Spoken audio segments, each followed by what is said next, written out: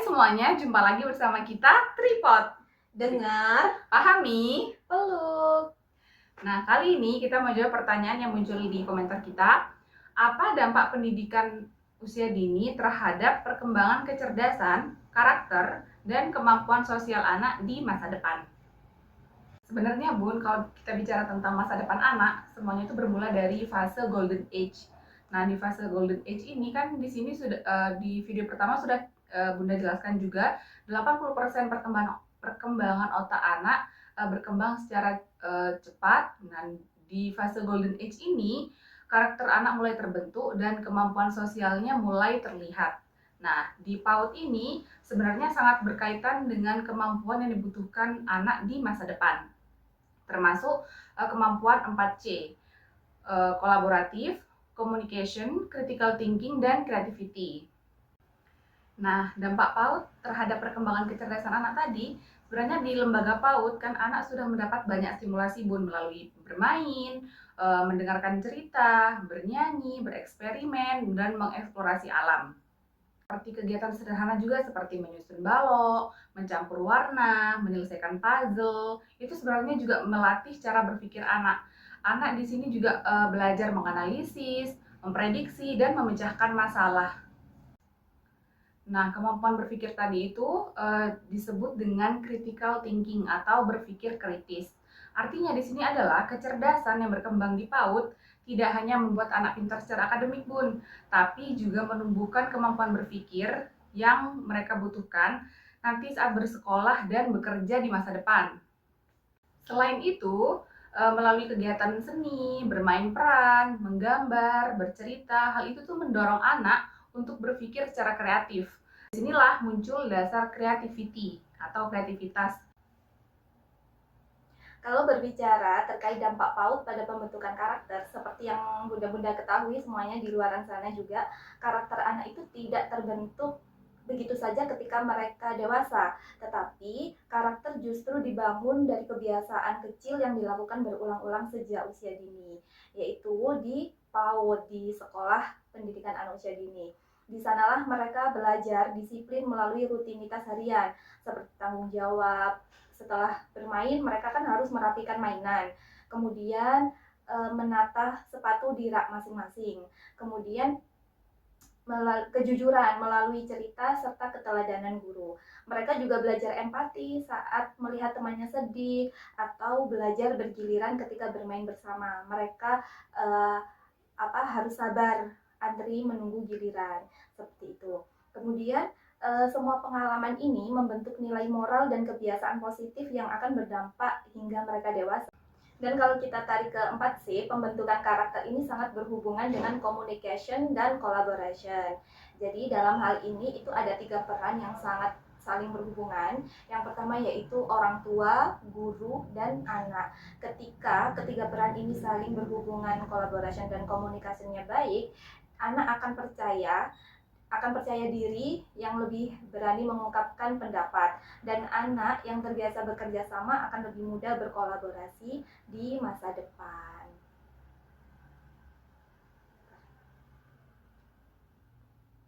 Kemudian dampak PAUD selanjutnya itu ke kemampuan sosial anak. Di kelas PAUD yang sudah bunda-bunda di sana ketahui semuanya, mereka belajar hidup dalam berkelompok. Mereka berinteraksi, berbagi, bersosialisasi, bernegosiasi, menyelesaikan masalah kecil, dan belajar memahami perasaan orang lain. Kemampuan seperti ini membentuk keterampilan sosial dan emosional yang sangat penting, terutama di dunia kerja masa kini ya, yang menuntut kerjasama dan komunikasi yang baik. Sosial ini juga menjadi dasar kuat untuk 2 kompetensi 4C, yaitu communication, bagaimana anak menyampaikan ide dan memahami orang lain, kemudian collaboration, bagaimana anak bekerja sama sebagai sebuah tim. Antara PAUD dengan 4C itu sangat berkaitan loh Bun. Kalau kita rangkum itu dampak PAUD terhadap kecerdasan, karakter, dan sosial anak ternyata berhubungan langsung dengan pengembangan 4C yang menjadi standar kemampuan abad 21. Yang pertama itu critical thinking atau berpikir kritis, tumbuh melalui kegiatan eksplorasi, eksperimen, bermain peran, hingga pemecahan masalah sederhana yang muncul dalam aktivitas sehari-hari oleh anak usia dini. Proses belajar yang melibatkan pengalaman langsung terbukti sangat efektif. Hal itu menjadikan anak berpikir kritis dalam pemecahan masalah tersebut. Yang sebelumnya saya jelaskan itu ada contohnya Bun, yaitu bermain petak umpet, yang mana anak memecahkan masalah dengan menemukan teman-temannya. Itu udah termasuk belajar Bun, untuk anak berpikir kritis. Selanjutnya itu ada creativity atau kreativitas. Kreativitas itu berkembang lewat kegiatan yang mendorong imajinasi, seperti menggambar, menciptakan karya seni, bermain drama, atau bermain balok. Yang video sebelumnya sempat Bunda jelaskan kan, kalau bermainan balok itu anak juga melatih untuk berpikir secara kreatif. Yang mana anak dapat membangun sebuah istana, membangun sebuah masjid, itu anak juga belajar untuk berpikir kreatif. Hal itu juga dijelaskan oleh artikel Suryaningsih yang menekankan bahwa pembelajaran berbasis pengalaman memberi ruang bagi anak untuk menciptakan solusi baru, mengembangkan ide, dan berpikir fleksibel. Selanjutnya yaitu ada komunikasi atau communication. Dibentuk melalui interaksi sehari-hari dengan guru atau teman sebaya atau dengan masyarakat atau orang tua. Saat anak bercerita, berdiskusi, mengekspresikan perasaan, atau merespon instruksi dari guru atau orang tua, mereka itu sedang membangun kemampuan bahasa sekaligus mengembangkan keterampilan komunikatif yang efektif. Menurut Suryaningsih, pengalaman langsung mendorong anak untuk lebih aktif berkomunikasi, menyampaikan idenya, dan memahami lawan bicara sebagai bagian dari perkembangan 4C.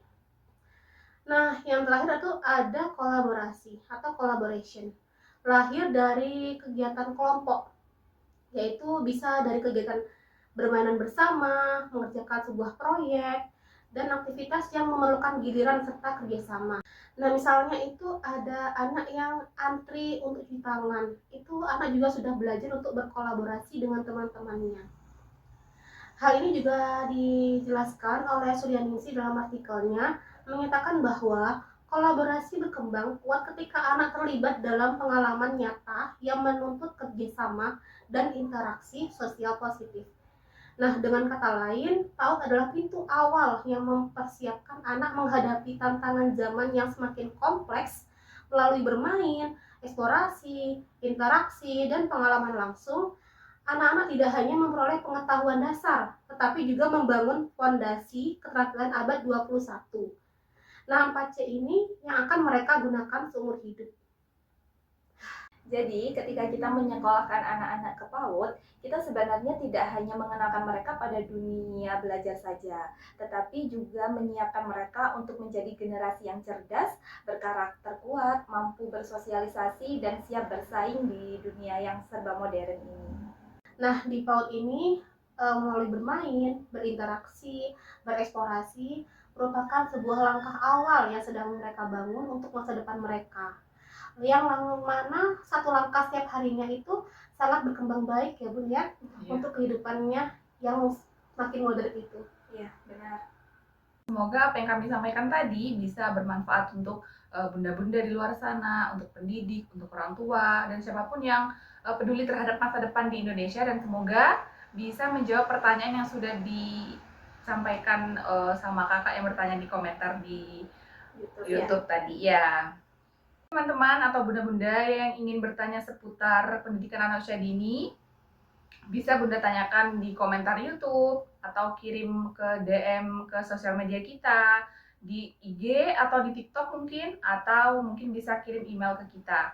Tapi mungkin kalau ada yang tidak bertanya atau justru ingin menceritakan pengalaman selama menjadi pendidik, menjadi orang tua, menjadi kepala sekolah, atau selama menjadi mahasiswa, mahasiswi, mungkin bisa bercerita, membagikan ceritanya, bisa langsung kirim juga ke sosial media kita, ke email kita.